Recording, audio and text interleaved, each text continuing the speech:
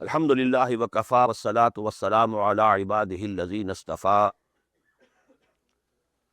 khususan ala afzalihim wa khatamin nabiyyin Muhammadin al-amin wa ala alihi wa sahbihi ajma'in. Amma ba'du fa'auzu billahi minash shaitanir rajim. Bismillahir rahmanir rahim. Rabbi shrah li sadri wa yassir li amri wahlul 'uqdatam min lisani yafqahu qawli. Dear brothers and sisters and sons and daughters in Islam, those who are attending regularly, they already know. But those of the brothers and sisters who have come for the first time should please note that we are studying a small collection of ahadith of the Messenger of Allah sallallahu alaihi wasallam, compiled by Imam Nawawi, who is a scholar of the 7th century of the Hijri calendar. And he has compiled this small collection. And the beauty is that the most fundamental ahadith regarding the various aspects of Islam, that is, one aspect is Iman. What is the basic ideology of Islam?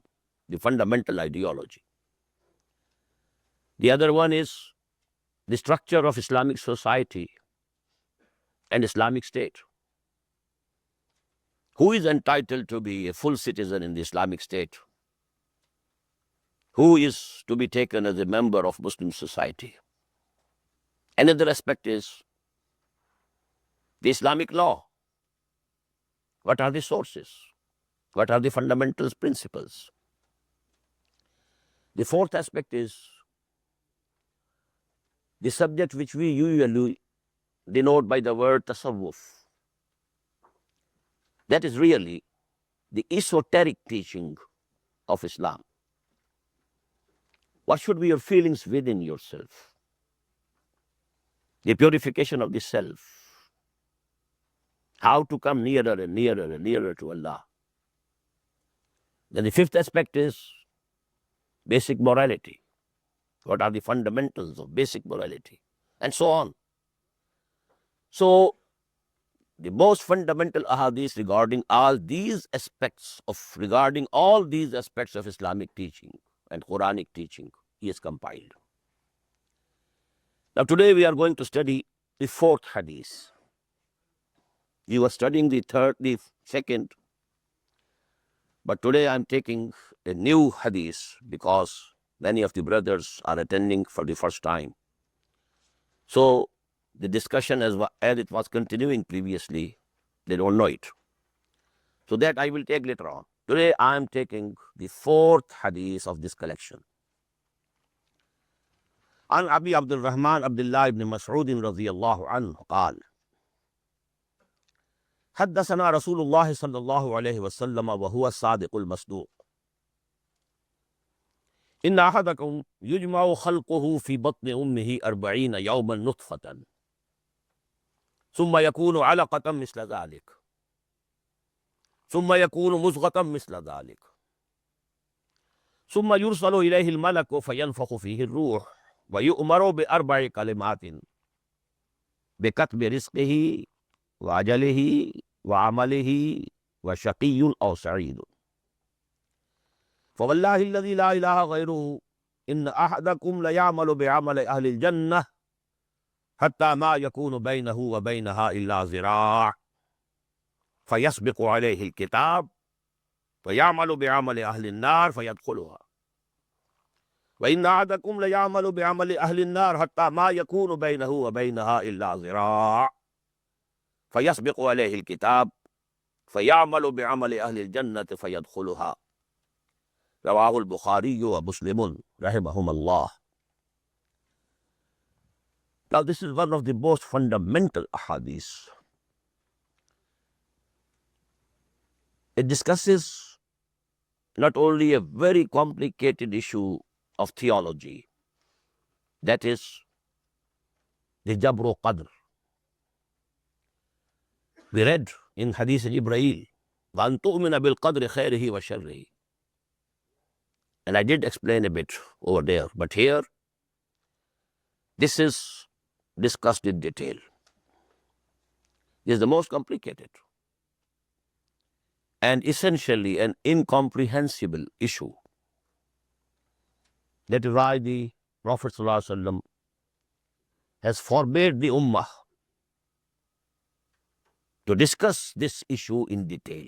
We must have some idea, but we should be contented with that much idea and not go into detail. If you go into detail, you'll be confused.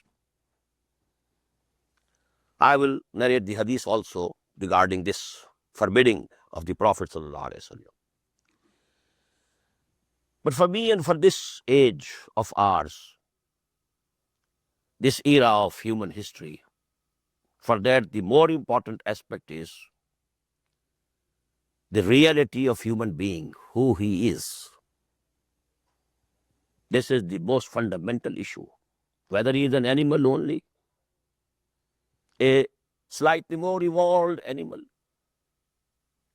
than the apes, the gorillas, the chimpanzees, and that the difference between human beings and gorilla, the chimpanzees, is not more than the difference between a donkey and a horse. A donkey, an ass, is a coarse animal. Horse is a refined animal. That's all. What's the basic difference between the two?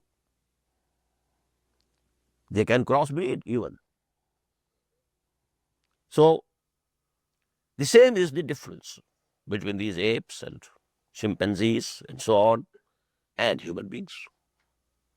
This is the basic thought which has permeated the subconscious mind of every human being today. Apparently, howsoever practicing Muslim he might be. Apparently, I'm saying. And because this is the philosophy of today, the domination of Darwinism. In the field of biology, it is threatened, challenged. It's not acceptable.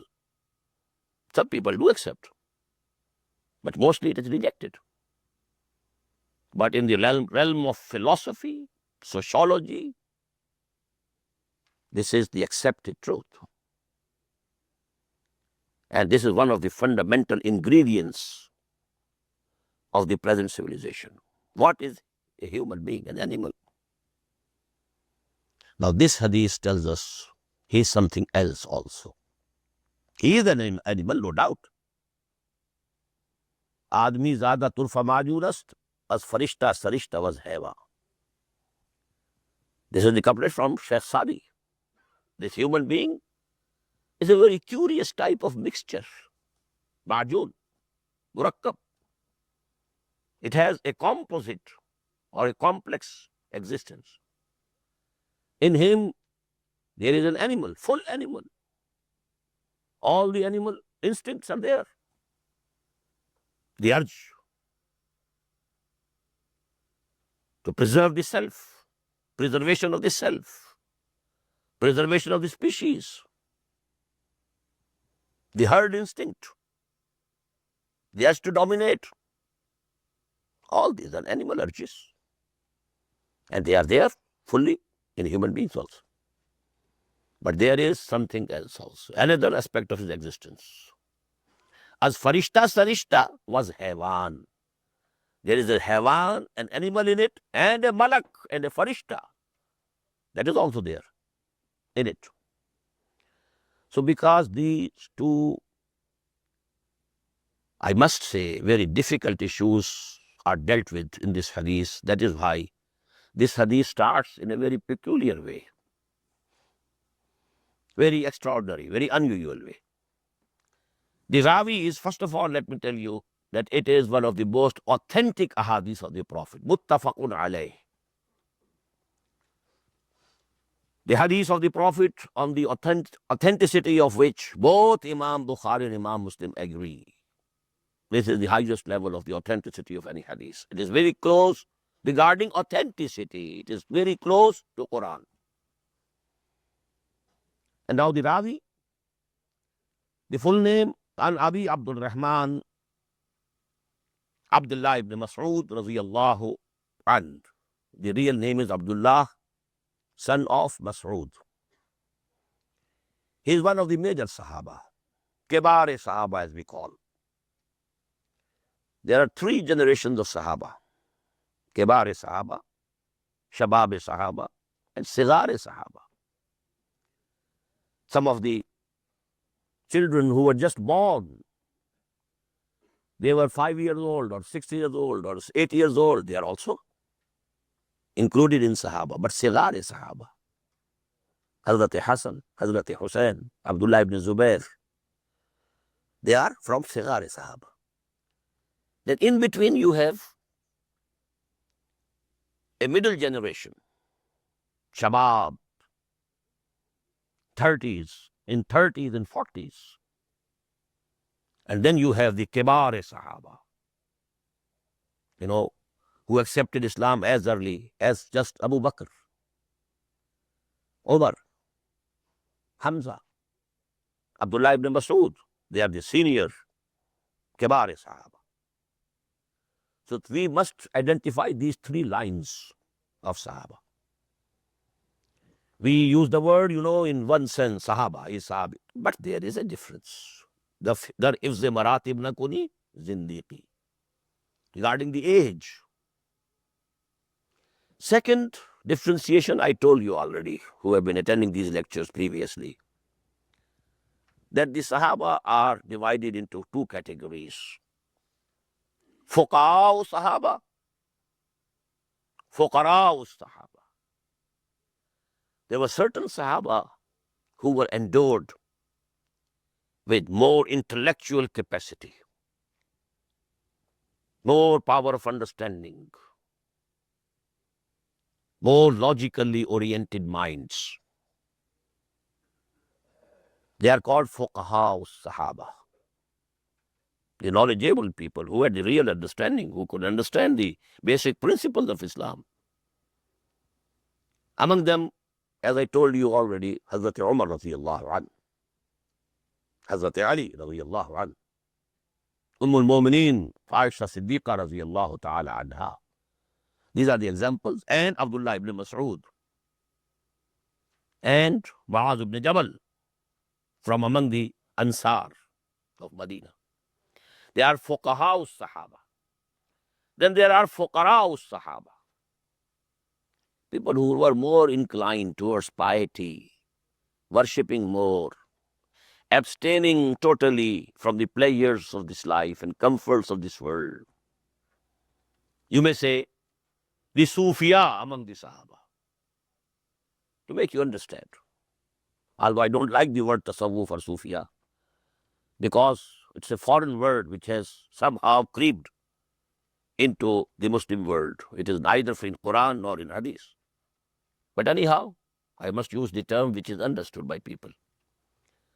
So the Sufiya-minded people among the Sahaba, Abu Darda, Abu Zar, most of the Ashab Suffa.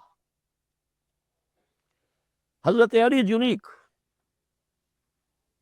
He was from Fuqaha Sahaba as well as Fuqara Sahaba. Both these qualities were joined in him. Radiyallahu ta'ala. Anyhow, this hadith is from Abdullah ibn Mas'ud, one of the major Sahaba, the elder Sahaba, the Kibare Sahaba, and one of the Fuqaha Sahaba. And one thing more, let me mention, the fiqh of Imam Abu Hanifa is really the fiqh of Abdullah ibn Mas'ud, with two links in between. Abdullah ibn Mas'ud settled in Kufa. So his knowledge of Quran and Hadith and fiqh and his ijtihadat, they were there in Kufa, spreading in Kufa. At that time we didn't have these communications, the TVs or the telephones or the radio or the papers or journals, nothing of the sort. One Sahaba is in this, one Sahabi, companion of the Prophet, is here, and people are learning from him. So most of his opinions, they spread over there. Another Sahabi is in Basra, another one is in Damascus.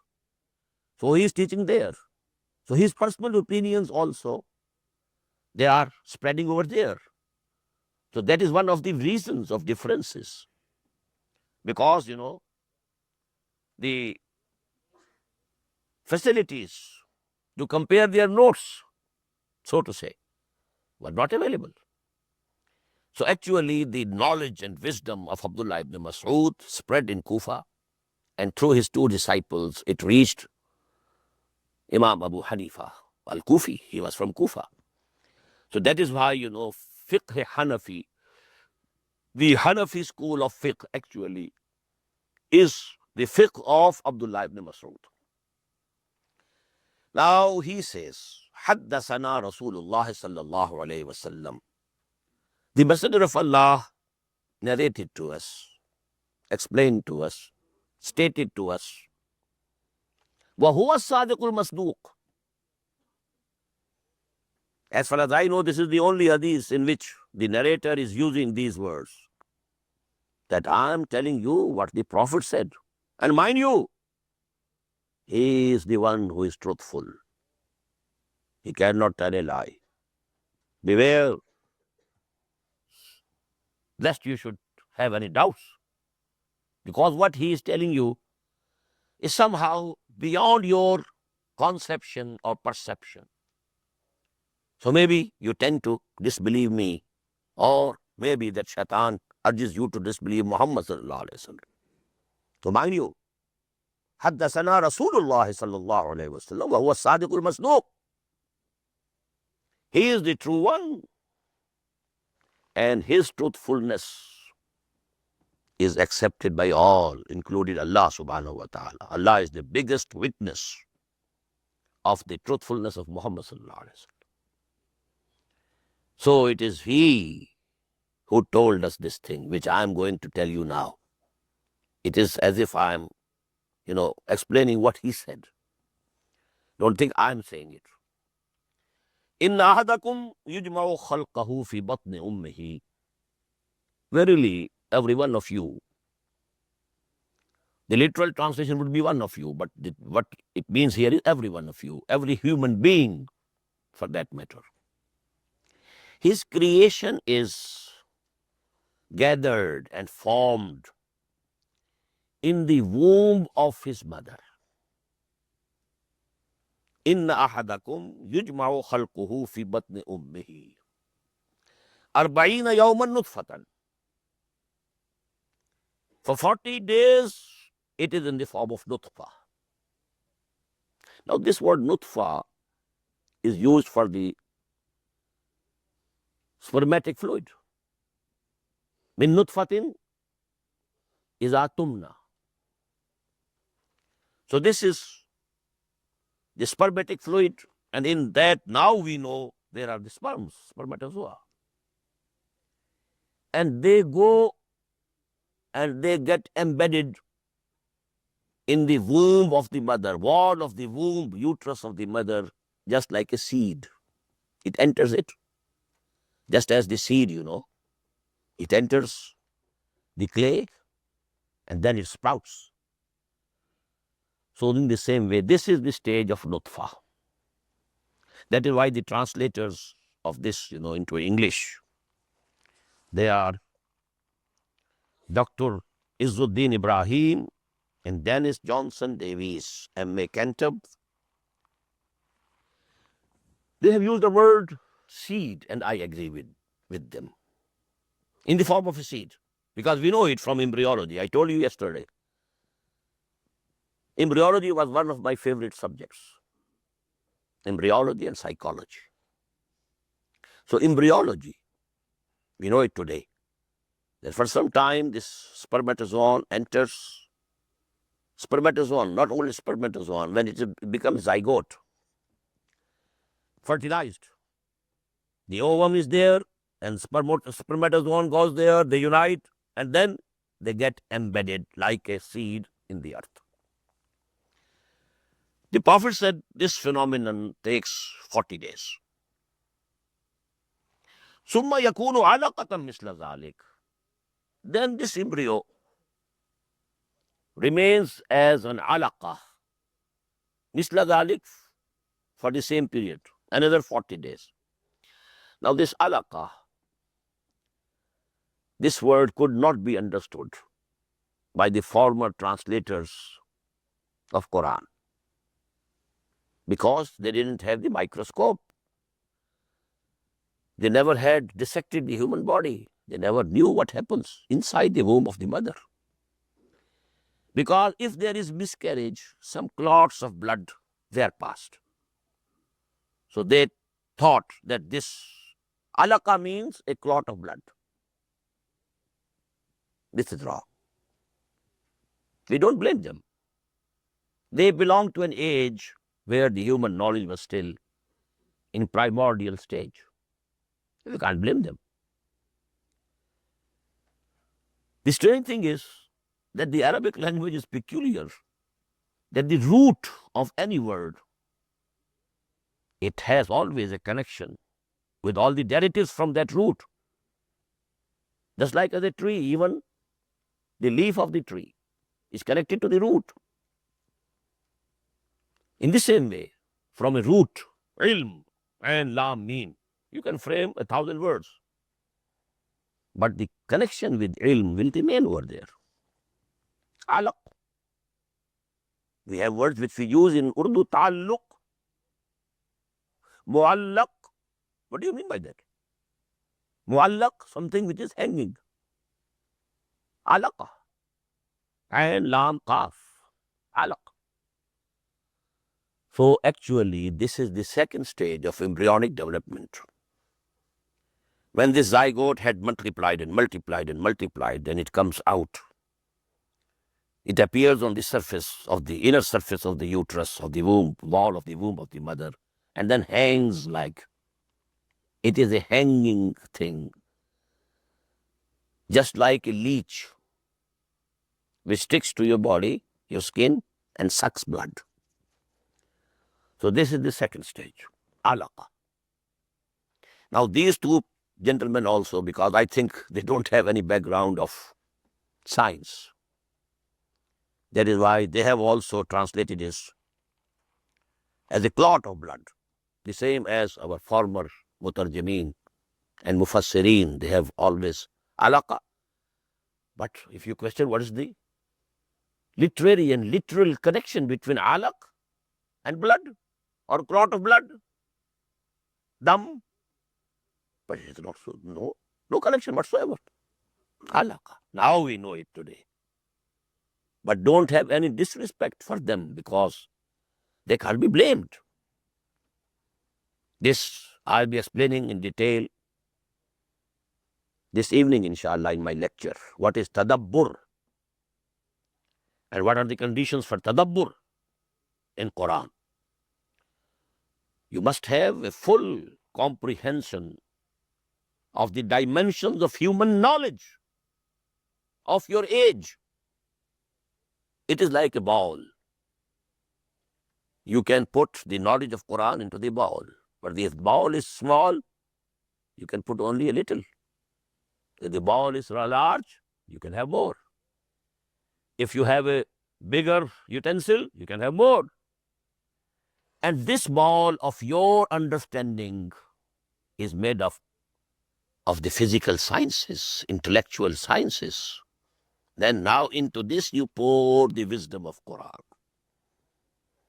If your ball is the same as was 10 centuries ago, you will not be able to understand the Quran of today. You might be wondering, Quran of today. The text of the Quran is the same as it was 1400 years ago. But as I told you in another of my lectures, in every era of human history, Quran rises as a new sun on the horizon, intellectual horizon of that era. It's the new Quran now. Qurane ke mandaram. Qurane ke razi darat. There was a Quran which Imam Razi understood. The same Quran as understood by Zamakhshari. The same Quran as understood by Ibn Kathir. The same Quran as understood by the author of any other tafsir. Ruhul Mani, Allama Alusi. Now, as human knowledge is progressing and spreading in both the directions, spreading, deepening, or going to heights. As Iqbal says, उरूज आदम खाकी से अंजुम सहने में जाते हैं, उरूज आदम खाकी से अंजुम सहमे जाते हैं कि ये टूटा हुआ तारा महे कामिल न बन जाए. Man has already trampled moon under his feet. Where he will go and where he is going to stop, we don't know. So as this knowledge is expanding and its level is increasing, you can dig out more from Quran. And that Quran will be the Quran of this age. So here, we don't blame and we shouldn't be disrespectful to the former Mufassirin or Mutarjimeen if they have translated it as a clot of blood. No. The second stage is a hanging thing, something hanging and clinging to the wall of the uterus of the mother, like a leech. Summa yakunu buzghatam misla zalik. And then for the same period, for 40 days as nutfa, 40 days as alaqa, and again 40 days as a muzgha. Muzgha they have translated as a morsel of flesh. Now it becomes, just like flesh. These are 120 days in all. And then something strange happens. Summa yursalu ilayhil malaku. Then the angel is sent to that embryo. فَيَنْفُخُ فِيهِ الرُّوحِ. And then he blows into it the spirit. Now, most of the former Mufassirin and ulama and exegetes, including these two, have translated it. Then blow into him, into the embryo, the life, breath of life. Absolutely wrong. Now we know, even the spermatozoon was not dead. It was very active, actively moving, living thing. The ovum coming from the mother, that was also not dead. A living cell. The zygote is not dead. It is multiplying. One cell giving birth to millions of cells. But this is not dead, living. Life is already there. So this is something else. This is the spirit, not life. The differentiation and distinction between these two is the fundamental issue of the wisdom of Quran, which must be understood today. As I told you before, man has a composite existence. He is a full animal. And on that side, he is the highest evolved animal. But he is an animal. No doubt. All the instincts are there. And if about this aspect of human existence somebody accepts Darwin's theory or some other theory, well, it will be questioned or assessed on the academic basis. But even if somebody accepts it, there's nothing wrong. It's not against Iman. But if one thinks that this is the only existence of man, then it is the biggest blunder. The real man is something else. The real man who was the vicegerent of Allah, before whom all the angels were ordered to prostrate. all the angels, including Jibreel. فَسَجَدَ الْمَلَائِكَةُ كُلُّهُمْ أَجْمَعُونَ. 3 words. Al-Malaika, Lamul Hasm. All the angels prostrated. Again, mind you, kulluhum, all of them. Again, mind you, ajma'un. This man is something else. This is not that Homo sapiens. This is not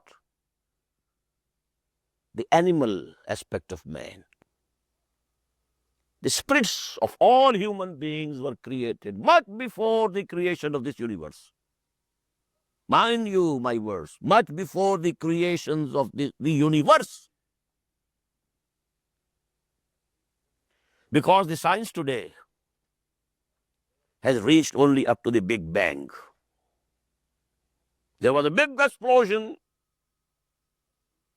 and out of that explosion, particles which were extremely hot, trillions and trillions degrees Fahrenheit temperature. Extremely small particles came into existence. Then they joined together to make fireballs, so to say. Science has reached up till this stage only. Prior to this, what was happening, they don't know, we can't know through science. The first kun was not this Big Bang. The first kun that came out, as I told you, kharaja min il. The prophetic words. When I say something, something comes out of me. It was in my mind. Then I say it out. So the kun is the kalam of Allah, is the attribute of Allah. That kun took the shape of light, nur. And this light, it didn't have any heat. Cool light. From this light, the angels were created, and all the spirits of all the human beings which had to come in the world were created. There are ahadiths to the effect that the angels were created out of light. It is not mentioned in the Quran how they were created and what was the matter of the creation. Human beings created out of clay. Jinns created out of fire. Clearly mentioned in Quran. But about angels, Quran is silent. But As-Sadiqul Masduq, he has told us. And that's the hadith is from Hazrat Aisha radiyallahu anha. Inna Allah khalaqa al-malaika min al-nur. Included by Imam Muslim in his Sahih. In the same way, the spirits of all human beings were created. Also from the same substance, nur. But that nur, which didn't have any heat. Then among a part of that nur, another explosion took place. That was the second kun. And from here, our physics starts. Then those fireballs, extremely hot. At this stage, the jinns were created. وَالْجَانَّ خَلَقْنَاهُ مِنْ قَبْلِ. Before human beings, he had already created the jinnis. مِنْ نَارِ السُّمُومِ. Fire.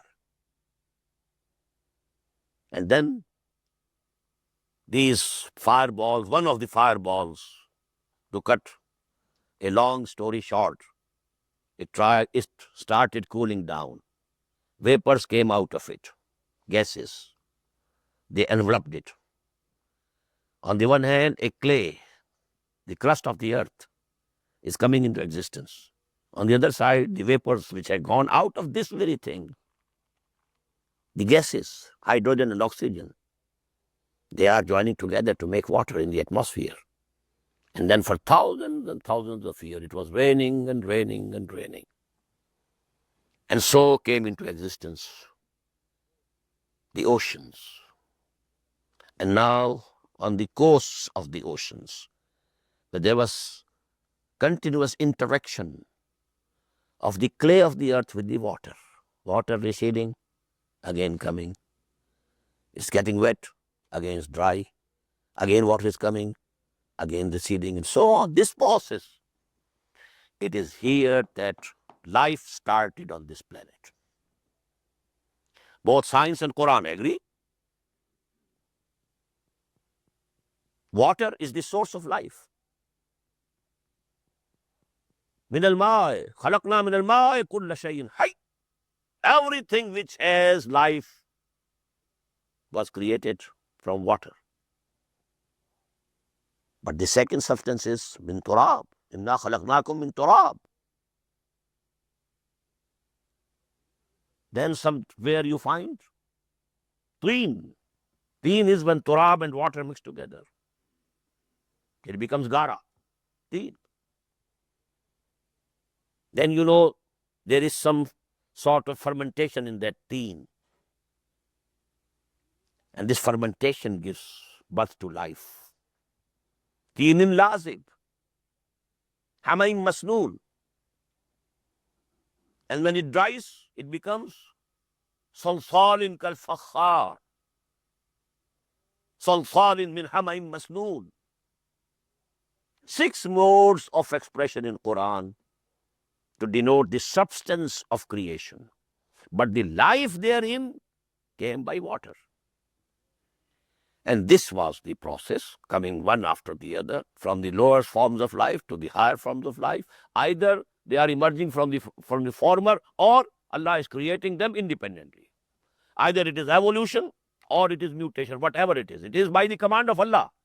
But then you know, the highest form of animal life on this planet, the Homo sapiens, who stands on top of the evolution tree according to biology, Homo sapiens, he came into existence. And then one of them was chosen. Inna Allah astafa Adama wa Nuhan wa ala Ibrahima wa ala Imran ala alamin. Istafa Adama. What does it mean? Istifa means to select and to choose. And you will always have Allah after it. Istafa Adama wa Nuhan wa ala Ibrahima wa ala Imrana ala alamin. Ya Maryamu inna Allah astafake ala nisa'il alamin. Allah is the preposition, necessary proposition. So Allah selected him, selected out of whom? There was a species first. Then a person, an individual was selected. And now the spirit, which was there in Alam-e-Amr, in Alam-e-Arwah, so to say, cold storage of the spirits of human beings. From that, the soul, the spirit, was blown into that individual Homo sapiens, and he became Adam. And that is why Allah says at 2 places in Quran, فَإِذَا سَوَّيْتُهُ وَنَفَخْتُ فِيهِ مِنْ رُوحِي فَقَعُوا لَهُ سَاجِدِينَ. The Homo sapiens as such was not the masjud. This is an animal as the other animals, only slightly more evolved. That's all. فَإِذَا سَوَّيْتُهُ وَنَفَخْتُ فِيهِ مِنْ رُوحِي. This is not the breath of life. It was already living, from amoeba to Homo sapiens. These were all living creatures. Even the life in the form of the plant kingdom, everything was living and is living. Even a blade of grass is living. So life is not something special or peculiar for human beings. It was that ruh which Allah says, my ruh. When I blow out of my ruh into him, then prostrate. the divine element in man.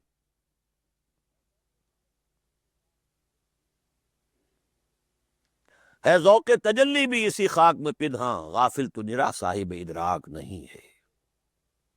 नुक्ता-ए नूरी के नामे वो खुदी, ज़ेर खाके मा शरारे जिंदगी. Even the Western philosophers, they have identified there is something in man which doesn't belong to this world. The divine spark. This is how do they express it. The divine spark in man. No animal would be ready to share whatever he has with another animal. A dog will never share. The other dog will have to fight and then take out of his share something. Human being, although he is hungry and he has only one loaf of bread, but maybe if another hungry person approaches him, he gives the half or quarter to him. No animal would do it. What's the source of this? There are people who are animals, not men. They will refuse, go away. For them, Quran says, أُولَٰئِكَ كَالْأَنْعَامِ بَلْ هُمْ أَضَلُّ لَهُمْ قُلُوبٌ لَا يَفْقَهُونَ بِهَا وَلَهُمْ أَعْيُنٌ لَا يُبْصِرُونَ بِهَا وَلَهُمْ آذَانٌ لَا يَسْمَعُونَ بِهَا أُولَٰئِكَ كَالْأَنْعَامِ بَلْ هُمْ أَضَلُّ.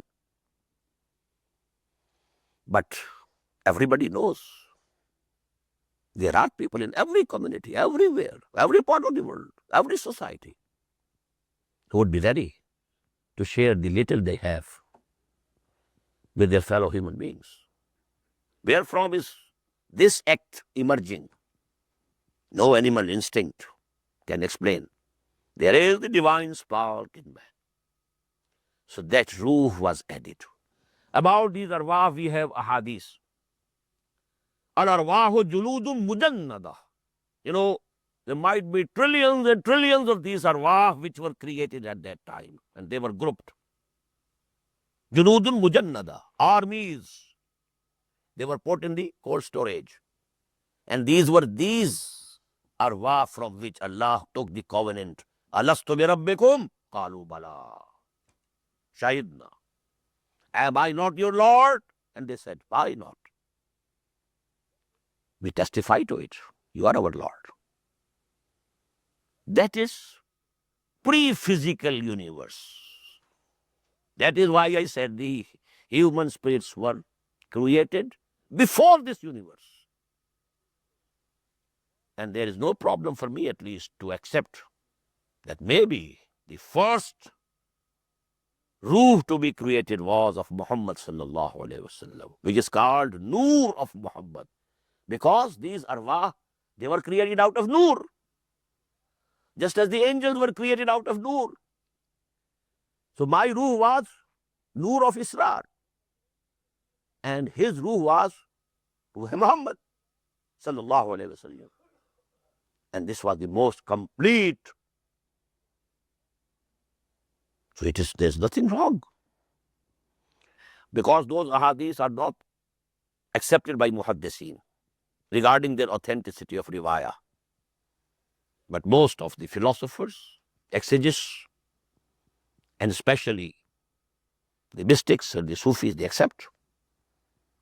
أَوَّلَ اللَّهُ خَلَقَ اللَّهُ نُورِي. The first thing that Allah created was my Noor. What does it mean? My ruh. There's nothing very big. Something was first to be created. Either it could be first Jibreel or first the ruh of Adam. But because this all belongs to the Alam-e Arwah, it's just possible. There's nothing, no shirk in it. No even doubt of shirk in it.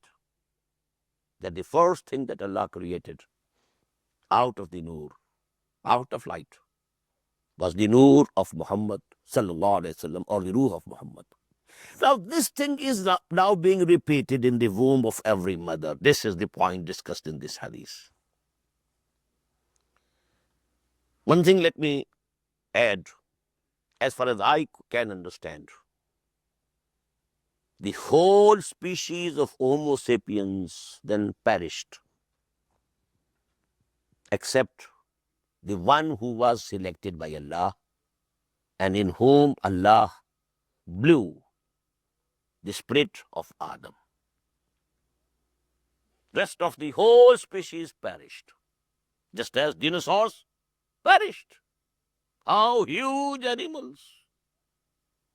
They were dominating this universe, this world, this earth. Perished. And now whole humanity is the progeny of Adam alayhi salatu wassalam. But by this process of reproduction, only bodies are created, not ruh. Ruh has already been created. It is lying there dormant, maybe sleeping in those junud al-mujannada. Al-arwahu junud al-mujannada. This process of reproduction, this spermatic fluid and this spermatozoon and this ovum from the mother and this zygote and this multiplication and this nutfa and this alaqa and this, muzgha, nothing to do with ruh. So to say, one can say, the process which took, say, 9 million years in evolution from one cell of amoeba to Homo sapiens. Maybe that time period is 9 million years. This process is repeated in the womb of the mother in 9 months. It's the same replay. Now we can understand this word replay you see on the television. An action replayed slowly. Each and every minute event or component of that action you can then identify. So this 9 million years process, which were taken by the evolution from one cell to Homo sapiens, is repeated in the womb of the mother. One cell. And then it takes 9 months. But for 120 days, it is still only the animal. But after 120 days, Allah sends the angel. He blows into that embryo not the breath of life. They are mistaken, absolutely mistaken. They are living in some old era of human knowledge. Our self, our aslaf could be excused. But today they cannot be excused. You are living in the 20th century. You must understand the Quran of today. As regards the do's and don'ts of Quran, they are immutable. They can't change. For that we have to go back. Go back to aslaf. Go back not only to Muqallideen, but Imam Abu Hanifa himself. Why his students? Why not him? Not only Imam Abu Hanifa, why not to Abdullah ibn Mas'ud? And finally, why not to Muhammad sallallahu alaihi wasallam? Go back and back, back and back, back and back. What he understood from this word, from which a legal thing has been derived. Ayatul Ahkam. Some do's and don'ts. Do this, don't do this. This is halal, this is haram. This is obligatory. This is prohibited. For this you go back. Not only to the ulama of the former generation, not only to the only 1,000 years back generation. Go to Muhammad sallallahu alaihi wasallam. As Iqbal says, Mustafa barasa khishra ke di hamaust. Agar ba'u na rasidi tamam bula beast. Deen, the law, that will be taken from Muhammad sallallahu alaihi wasallam. But the wisdom, the scientific phenomena discussed in Quran, not discussed, referred. There are only references. Science is not the basic subject of Quran. Quran didn't come in this world to teach us physics or chemistry or some technology. That was not the function or duty of Muhammad sallallahu alaihi wasallam. Otherwise, we could have, we could have a genuine reason of complaint. Why didn't he tell us how to make an atom bomb? No. This is not for which he was sent. He was sent to give you the right path. Do this, don't do this. These are the danger signs to the left and to the right. Don't approach. Danger. Keep away. Hududullah. Tilka hududullah fala taqrabuha. Tilka hududullah fala ta'taduha. This is hududullah. You take from Muhammad sallallahu alaihi wasallam. And as I told you, I'm repeating again and again. Go back as far as possible. Go right to the feet of Muhammad sallallahu alaihi wasallam. But as for knowledge, wisdom, science, scientific phenomena referred to in Quran, where you go with the advancement of the human knowledge which is going. And you will find this is the miracle of Quran. And Dr. Bukai, Boris Bukai, was the first person to refer to it. That the miracle of Quran is, there's no word in Quran which has been abrogated, proved to be wrong. Whatever people understood from that might have proved to be wrong. Their understanding of that word at that time, 1,000 years back or 500 years back, they understood this word this way. They can be wrong. But no scientific knowledge, no scientific discovery has up till now proved even one word of Quran to be wrong. This is the miracle. Maybe people couldn't understand. Yes, just as I've said. Alaqa, clot of blood. How come? No answer. Except that we don't know anything else. When there is miscarriage, what comes out? What goes into the womb? Nutfa, we know. What comes out of it? A clot of blood. So that is the second stage. If it is a late carriage, then it is a piece of flesh. Yes. The organs are not differentiated up till now. But then, in the further development, the organs are differentiated. So they are not to blame, as I told you. But if a person today interprets it, then he is to blame. You are living in that era. Brother, come to this era. Try to read the Quran of this era. And that's the most difficult job, for which I proposed that an institution of Quranic wisdom, Institute of Quranic Wisdom, I hoped and proposed it should be established in this center. And I still hope so. I'll try my best for that. Now that story of supposedly 9 million years is repeated in 9 months. It's the condensation of the same process. ثم يرسل إليه الملك فينفخ فيه الروح ويؤمر بأربع كلمات. Now this is the second part of this hadith. The first part has told us that one aspect of our existence belongs to this world. It is lower than the lowest. We are lower than the jinns. They were created out of fire. And that is why Iblis said, خَلَقْتَنِي مِن نَارٍ وَخَلَقْتَهُ مِن طِينٍ. I am superior than him. He couldn't see that the spirit that was blown into Adam. That was beyond his comprehension. Because he didn't have any element of Alam-e-Amr in him. He belonged totally to Alam-e-Khalq. So he didn't recognize, he couldn't see, he couldn't conceive, he couldn't perceive that divine element in Adam. He was seeing only the animal aspect of Adam. And he was true, 100% correct when he said, this being of Adam has come out of clay. You created me out of fire. I am superior. Ana khairum min. Khalaqtani min narin wa khalaqtahu min teen. You created me out of fire, and him out of mud. How can I bow before him? I am not going to prostrate. Fastakbara.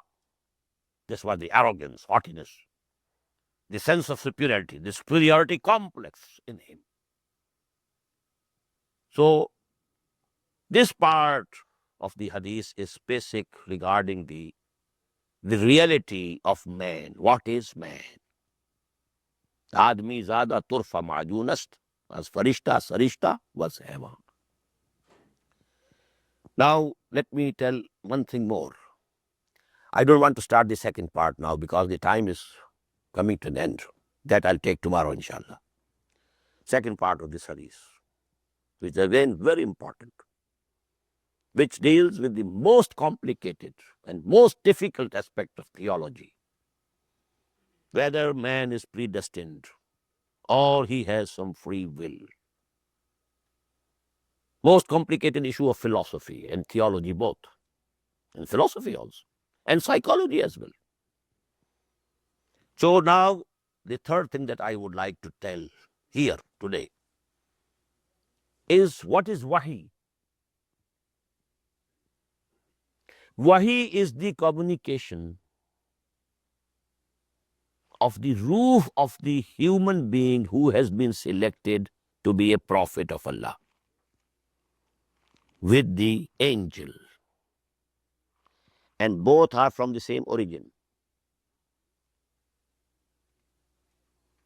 Kulad hamjins, bahamjins, parwas. Malaika were created out of light. The ruh of Isa, Musa, Ibrahim, and Muhammad sallallahu alayhi wasallam, these spirits were also created out of light. Now this communication of this ruh, al-ruh al-Quds, ruh al-Amin, the Holy Spirit, this is the Malak, this is Jibreel, and the ruh of Muhammad sallallahu alayhi wasallam, the interaction, the communication. This communication is not through these ears. Mind you, please. When Quran was brought to Muhammad, he didn't hear these words from his ears. No.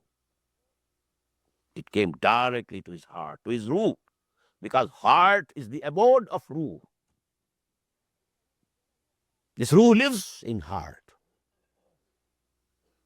فَإِنَّهُ نَزَّلَهُ عَلَىٰ قَلْبِكَ. He has sent it down on your heart. This human aspect of Muhammad was not involved in the reception of wahi. It was not the human, the animal being of Muhammad who was receiving wahi. It was the spirit of Muhammad in the heart of Muhammad sallallahu alaihi wasallam, which was receiving wahi. It was extrasensory, not through these ears, not through these eyes. At times, Jibreel came in the form of a human being. Yes, at times he came, just as we have read in Hadith Jibreel. And mostly the Prophet used to recognize him that he is Jibreel actually. But that is not called wahi. This Hadith Jibreel is not included in Quran. The wahi of Quran was the communication of Ruhul Amin with the ruh of Muhammad sallallahu alaihi wasallam. And that is why ruh is called, wahi is also called in Quran, ruh. And these are the only three uses of the word ruh in Quran. For the Malaika, Ruhul Amin, Ruhul Quds, Ar-Ruh. And for the arwah of human beings. Now, when there is a communication between them, this is also ruh. وَكَذَلِكَ أَنزَلْنَا إِلَيْكَ رُوحًا مِّنْ أَمْرِنَا مَا كُنْتَ تَدْرِي مَا الْكِتَابُ وَلَا الْإِيمَانُ وَلَكِنْ جَعَلْنَاهُ نُورًا نَهْدِي بِهِ مَن نَّشَاءُ مِنْ عِبَادِنَا وَإِنَّكَ لَتَهْدِي إِلَىٰ صِرَاطٍ مُّسْتَقِيمٍ. We have sent down to you a ruh from our Amr. That is Quran. You never knew what is Iman and what is the law, what is Sharia, before you received this ruh. وَلَكِنْ جَعَلْنَاهُ نُورًا. We have made this ruh, this Quran, the nur, the light. نَهْدِي بِهِ مَن نَشَاءُ مِنْ عِبَادِنَا. We guide whomsoever we wish by this nur. نَهْدِي بِهِ مَن نَشَاءُ مِنْ عِبَادِنَا. And now that you have received this Quran, you have imbibed this Quran, you have absorbed this Quran, and this Quran has permeated through your whole personality. Now you are the guidance. وَإِنَّكَ لَتَهْدِي إِلَىٰ صِرَاطٍ مُسْتَقِيمٍ. This is Quran, written Quran. And Quran in the form of a human being is Muhammad sallallahu alaihi wasallam. Kana khuluquhul Quran. Quran has permeated each cell of the body of Muhammad sallallahu alaihi wasallam. And that way we can say he was absolute nur, because the demands of id and libido were subdued, made as if non-existent. The darkness in him had ceased to exist. His whole personality was illuminated by the nur of Quran. In that way, if one says he is Nur-e Mujassam, I don't disagree. Okay. No how. But this Wahi is also Ruh, Malak is also, Farishta is also Ruh, and Ruh-e-Insani is Ruh. And these are the only three usages of this word Ruh in the whole of Quran. And it is, I think, accidental or incidental that Jigar Muradabadi, he could say a very beautiful couplet. नगमा वही है नगमा कि जिसको रूह सुनाए, रूह सुने और रूह सुनाए. This melody of Quran, this divine music of Quran, नगमा वही है नगमा कि जिसको रूह सुने, the ruh of Muhammad was listening, or रूह सुनाए, and Ruhul Amin was conveying it. It's a very beautiful nazm of Jigar. जेहले खिरद ने दिन ये दिखाए, घट गए इंसान बढ़ गए साए. Human knowledge is progressing, but humanity is going down. घट गए इंसान बढ़ गए साए. नगमा वही है नगमा के जिसको रूह सुने और रूह सुनाए. कारे जमाना जितना जितना बनता जाए बिगड़ता जाए. Advancement of science and institutions, but there's decay everywhere. Jehle khirad, the ignorance of intellect. Jehle khirad, ne din ye dikhaye, ghat gaye insan, बढ़ गए सारे. Kaare zamana jitna jitna banta jaye, bigadta jaye. The last days of Jigar were very good. He had stopped. He had made tawbah from drinking, and he didn't really become a Sufi, so to say, a Sufi, near the end of his life. Barakallahu li wa lakum fil Quran al-Azim wa nafa'ani wa iyyakum bil ayati wa dhikril hakim.